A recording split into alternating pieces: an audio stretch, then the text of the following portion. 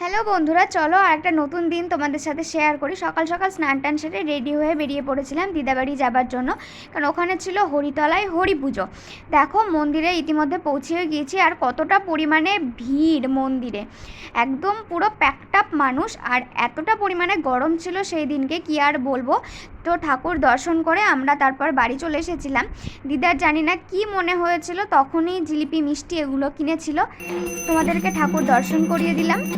আর দেখো কত মানুষ অঞ্জলি দেওয়ার জন্য ওখানে উপস্থিত ছিল তখন। আর তারপর বাড়িতে আসার পর দেখো, আমরা দেখছিলাম ওখানে 3-4 দিন ধরে গান হয়। আর তারপর সেই দিনকে নগর হয়, এই যে নগরে দেখো কত মানুষ বেরিয়েছে। আর তারপর ঘুমিয়ে গেছিলাম। বিকেলে উঠেই দেখছি আকাশে প্রচণ্ড পরিমাণে মেঘ করে ঝড় বৃষ্টি শুরু হয়ে গেছে।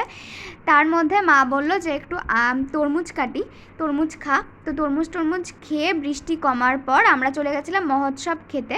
তো সেখানকার কোনো ভিডিও আমি নিতে পারিনি, পুরো কাদায় কাদারণ্য হয়ে গেছিলো। যাই হোক, আমরা মহোৎসব খেয়ে সাথে সাথে বাড়ি চলে এসেছিলাম। ভিডিওটি